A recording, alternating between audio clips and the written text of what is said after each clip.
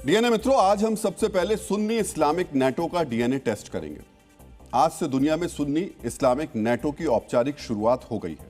दुनिया के 3 मुस्लिम देश तुर्की, सऊदी अरब और पाकिस्तान ने आज एक बड़ा सुरक्षा समझौता किया है, जिसके मुताबिक किसी एक देश पर हमले को तीनों देश पर हमला माना जाएगा।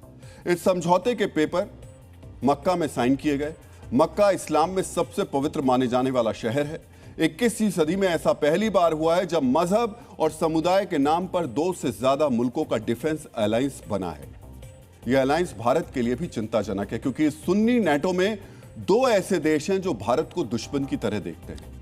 आज आपको जानना चाहिए तुर्की, सऊदी अरब और पाकिस्तान के बीच सुरक्षा समझौते का असली मकसद क्या है। आज आपको यह भी जानना चाहिए, क्या सुन्नी मुस्लिम देशों का गठबंधन सिर्फ तुर्की, सऊदी और पाकिस्तान तक सीमित होगा या फिर इसमें शामिल होने वाले इस्लामिक देशों की संख्या बढ़ सकती है। आज आपको यह भी समझना होगा, सऊदी और तुर्की जैसे देश क्यों अपने पुराने विवादों को पीछे छोड़कर साथ आए और इन सुन्नी मुस्लिम देशों की पहली परीक्षा किस मोर्चे पर होगी। मित्रों, मक्का से आई इन तस्वीरों में जिस तरह एर्दोआन और शहबाज शरीफ ने मोहम्मद बिन सलमान का हाथ थाम कर रखा और उनके चेहरे पर जो खुशी दिखाई पड़ रही है, उसकी वजह इन देशों के बीच हुए सबसे बड़े रक्षा समझौते में छिपी हुई है। आज आपको सऊदी अरब, तुर्की और पाकिस्तान के बीच समझौते की बड़ी बातों के बारे में जानना चाहिए। इस समझौते की जानकारी देते हुए जो दस्तावेज जारी किया गया, हमने उसकी भाषा के जरिए इस समझौते और उसके संदेशों को आपके लिए डिकोड किया है। इस दस्तावेज में बताया गया, 2 पवित्र मस्जिदों के संरक्षक किंग सलमान बिन अब्दुल अजीज के निमंत्रण पर तुर्की के राष्ट्रपति रेचप तैयब एर्दोआन और पाकिस्तान के प्रधानमंत्री शहबाज शरीफ सऊदी अरब पहुंचे। यानी इस गठबंधन की पहल सऊदी अरब की तरफ से की गई और सऊदी किंग को 2 पवित्र मस्जिदों का संरक्षक बताकर उन्हें इस्लामिक देशों का सबसे बड़ा नेता बताया गया, जो इस्लामिक दुनिया को एकजुट कर रहा है। इस दस्तावेज में बताया गया, सऊदी अरब के क्राउन प्रिंस और प्रधानमंत्री मोहम्मद बिन सलमान ने मक्का के अल सफा पैलेस में तुर्की के राष्ट्रपति और पाकिस्तान के प्रधानमंत्री का स्वागत किया। यहीं पर मक्का अल मुकर्रमा संयुक्त रक्षा शिखर सम्मेलन आयोजित किया गया। मित्रों, सऊदी अरब की राजधानी रियाद को छोड़कर इस्लाम के सबसे पवित्र शहर मक्का में इस समिट का आयोजन भी एक बड़ा संदेश दे रहा है। संदेश साफ है, यह सुरक्षा गठबंधन इस्लामिक दुनिया के बीच है और सुन्नी मुस्लिम ताकतों को एक साथ लाने के लिए किया गया है। इसी दस्तावेज में बताया गया, इस शिखर सम्मेलन में सऊदी अरब, तुर्की और पाकिस्तान के बीच द्विपक्षीय और त्रिपक्षीय संबंधों की समीक्षा की गई। यानी पहले सऊदी अरब के नेताओं और अधिकारियों ने पाकिस्तान और तुर्की के प्रतिनिधिमंडल से अलग अलग मुलाकात की। इसके बाद तीनों देशों के नेता एक साथ बैठे पर हस्ताक्षर किए। 3 सुन्नी मुस्लिम देशों के बीच हुए इस रक्षा समझौते को मक्का संयुक्त रक्षा समझौते का नाम दिया गया, ताकि मुस्लिम देशों की एकजुटता का संदेश दिया जा सके। समझौते में इस बात का वादा किया गया कि तुर्की, सऊदी अरब और पाकिस्तान एक दूसरे की सुरक्षा के लिए मिलकर काम करेंगे। तीनों देश अपने क्षेत्र और आसपास शांति बनाए रखने के लिए बाहरी खतरों का साथ मिलकर सामना करेंगे।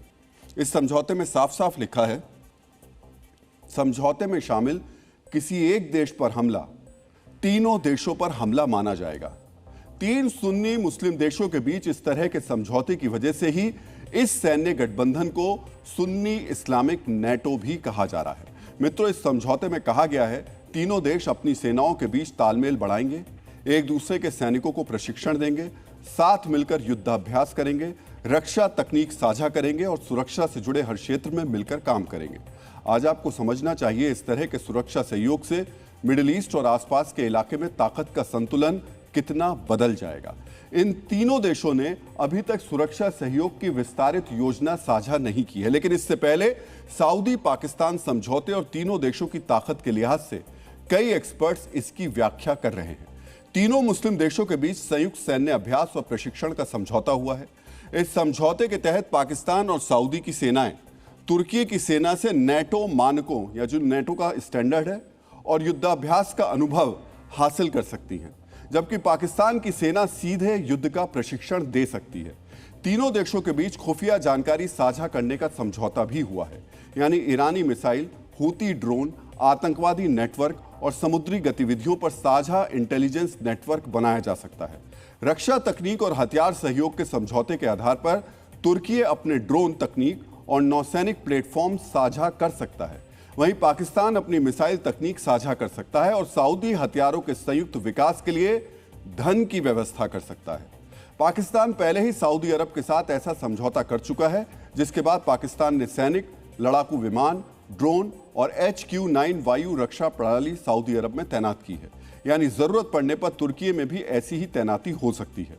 अभी तक समझौते में परमाणु सुरक्षा की कोई स्पष्ट गारंटी नहीं दी गई है, लेकिन पाकिस्तान के पास परमाणु हथियार होने से इस गठबंधन की ताकत और दबदबा जरूर बढ़ेगा। आज आपको इन देशों के साथ आने की वजहों के बारे में भी जानना चाहिए। मित्रों, तुर्की ग्लोबल फायर इंडेक्स यानी ताकतवर देशों की लिस्ट में 9वें नंबर पर आता है। इसका मतलब इस्लामिक देशों में तुर्की सबसे ज्यादा ताकतवर है। तुर्की के पास नेटो की दूसरी सबसे बड़ी सेना है। पाकिस्तान ग्लोबल फायर इंडेक्स में 14वें नंबर पर आता है। इसके अलावा पाकिस्तान परमाणु हथियारों वाला एकमात्र मुस्लिम देश भी है। वहीं सऊदी अरब खाड़ी क्षेत्र की सबसे बड़ी सैन्य और आर्थिक शक्तियों में से एक है। सऊदी को सबसे संपन्न मुस्लिम देश माना जाता है और इन देशों को लगता है कि एक साथ आने पर ये अपने दुश्मनों पर बड़ा दबाव बना सकते हैं। लेकिन इस सुरक्षा समझौते के पीछे तीनों देशों के अलग अलग हित भी छिपे हुए हैं। इस समझौते की सबसे बड़ी वजह मिडिल ईस्ट में बढ़ रहा तनाव है। अमेरिका और इजराइल के ईरान पर हमले के बाद ईरान समर्थित हूती और दूसरे सशस्त्र समूह सक्रिय हो गए हैं। जब सऊदी अरब पर हमलों का खतरा बढ़ा और तेल सप्लाई भी प्रभावित होने लगी, तो तीनों देशों ने मिलकर अपनी सुरक्षा मजबूत करने का फैसला किया। अब समझिए इससे तीनों देशों का क्या क्या फायदा हो सकता है या तीनों क्या क्या फायदा लेना चाहते हैं। सऊदी अरब अपने तेल प्रतिष्ठानों और बड़े शहरों की सुरक्षा मजबूत करना चाहता है। पाकिस्तान की सैन्य मदद और तुर्की की आधुनिक रक्षा तकनीक का लाभ लेना चाहता है और सबसे महत्वपूर्ण, अमेरिका पर पूरी तरह निर्भर रहने के बजाय अपने नए सुरक्षा साझेदार बनाना चाहता है। पाकिस्तान की सबसे बड़ी जरूरत पैसा है, जिसकी उसके पास हमेशा से कमी रहती है। पाकिस्तान सऊदी अरब से निवेश, आर्थिक मदद और ऊर्जा सहयोग बढ़ाना चाहता है। अपनी सेना की रणनीतिक अहमियत बढ़ाना चाहता है। पाकिस्तान इस गठबंधन के जरिए क्षेत्र में अपना प्रभाव मजबूत करना चाहता है, जिससे वो भारत को काउंटर कर सके। भारत पर इस गठबंधन का क्या असर पड़ सकता है, इसका विश्लेषण हम आगे करेंगे। पाकिस्तान के अलावा इस समझौते के जरिए तुर्की अपने हथियार और रक्षा तकनीक का निर्यात बढ़ाना चाहता है। पश्चिम एशिया में अपनी राजनीतिक और सैन्य भूमिका को मजबूत करना चाहता है। सऊदी और पाकिस्तान के साथ मिलकर क्षेत्रीय सुरक्षा का नया ढांचा बनाना चाहता है, जो नेटो के अलावा उसके एक और सुरक्षा उसको छतरी दे सके। डीएनए मित्रों, इन्हीं कारणों से इस्लामिक सैन्य गठबंधन की खिचड़ी पकनी शुरू हुई है। पहले सऊदी अरब, पाकिस्तान ने समझौता किया और आज इस गठबंधन में तुर्की भी शामिल हो गया। अब अगला सवाल है, क्या इस इस्लामिक नेटो का और विस्तार होगा? क्या इस सुन्नी नेटो से कुछ और सुन्नी देश जुड़ने वाले हैं? तो कुछ दिनों पहले तक कुवैत के साथ भी पाकिस्तान ऐसा ही समझौता करने की योजना बना रहा था, लेकिन फिलहाल कुवैत इस गठबंधन से दूर है। विश्लेषक मानते हैं जब तक ग्राउंड जीरो पर इस समझौते का असर नहीं दिखता, तब तक मक्का समझौता 3 देशों यानी सऊदी अरब, तुर्की और पाकिस्तान तक सीमित रहने की संभावना है, क्योंकि नए सदस्य जोड़ने का मतलब सामूहिक रक्षा की कानूनी जिम्मेदारी देना होगा। इसका मतलब यह हुआ कि कतर, कुवैत या बहरीन जैसे देशों के अमेरिकी बेसों पर हमला हुआ तो तीनों देशों को युद्ध में कूदना पड़ेगा। फिलहाल ये तीनों देश इससे बचना चाहेंगे। एक्सपर्ट्स के मुताबिक भविष्य में अगर मिडिल ईस्ट में शांति होती है तो कतर, कुवैत और बहरीन जैसे देश इस गठबंधन के पूर्ण सदस्य बन सकते हैं, जबकि मिस्र और जॉर्डन रणनीतिक साझेदार के रूप में जुड़ सकते हैं। फिलहाल तुर्की, सऊदी और पाकिस्तान अपने अपने हितों पर ही ध्यान दे रहे हैं। तुर्की और सऊदी ने तो एक साथ आने के लिए कई विवादों को भी पीछे छोड़ दिया है। आज आपको इनके बारे में भी जानना चाहिए। सुन्नी मुस्लिम दुनिया के नेतृत्व को लेकर दोनों देशों में लंबे समय से प्रतिस्पर्धा चल रही है। वर्ष 2011 में अरब स्प्रिंग के दौरान तुर्की ने मुस्लिम ब्रदरहुड का समर्थन किया, जबकि सऊदी अरब ने इसका विरोध किया। अरब देशों में लोकतंत्र और राजनीतिक बदलाव की मांग को लेकर चले जन आंदोलन को अरब स्प्रिंग कहा जाता है, जिसे सऊदी का शाही परिवार अपने लिए खतरा मानता है। मिस्र में 2013 के तख्ता पलट पर दोनों की राय बिल्कुल अलग थी। तुर्की मुर्सी सरकार के साथ था, जबकि सऊदी ने नई सरकार का समर्थन किया था। वर्ष 2017 में सऊदी ने कतर की नाकेबंदी की, लेकिन तुर्की कतर के समर्थन में खड़ा हो गया और वहां सैन्य मदद भेजी।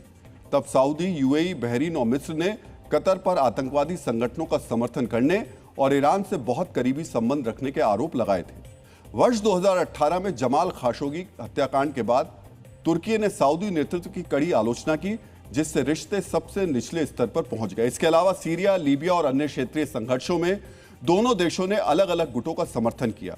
सोचिए, इतने विवादों और विरोधों के बावजूद आज सऊदी और तुर्की ने डील कर ली कि तुर्की पर हमला सऊदी पर हमला होगा और सऊदी पर हमला तुर्की पर हमला माना जाएगा। ऐसा क्यों हुआ, इसकी वजह भी हम आपको समझा चुके हैं।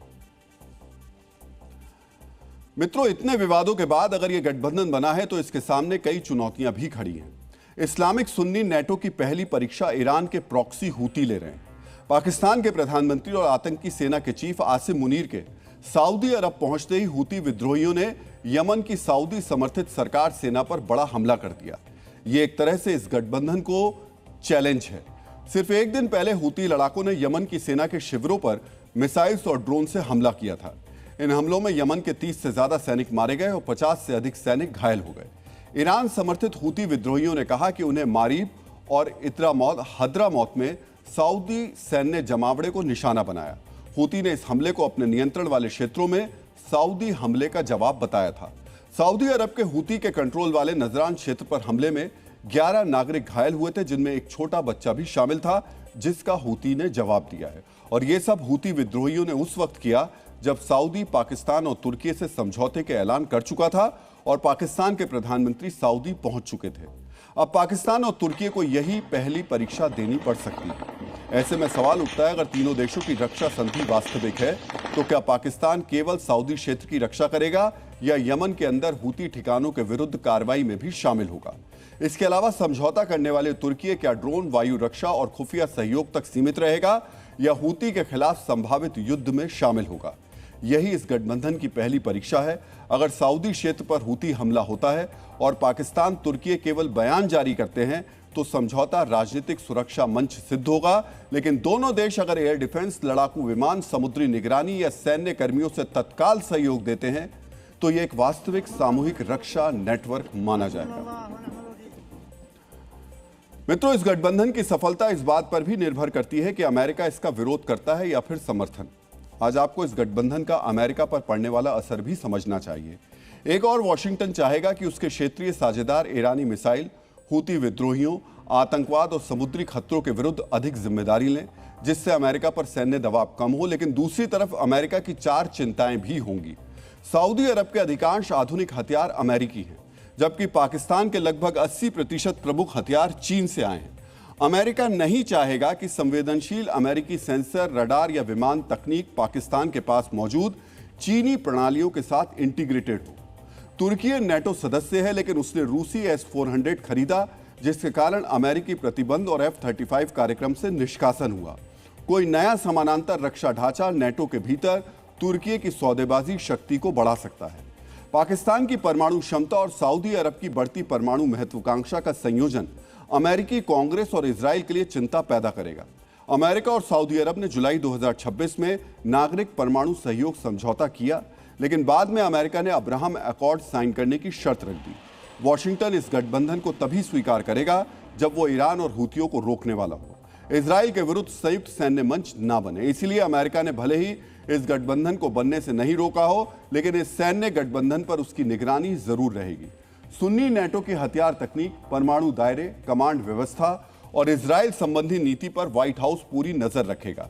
इसीलिए इस सुन्नी इस्लामिक नेटो के ईरान और हूती जैसे मोर्चों के अलावा बहुत ज्यादा कारगर होने की संभावना कम है, क्योंकि इसमें शामिल कोई भी देश अमेरिका को नाराज नहीं करना चाहेगा।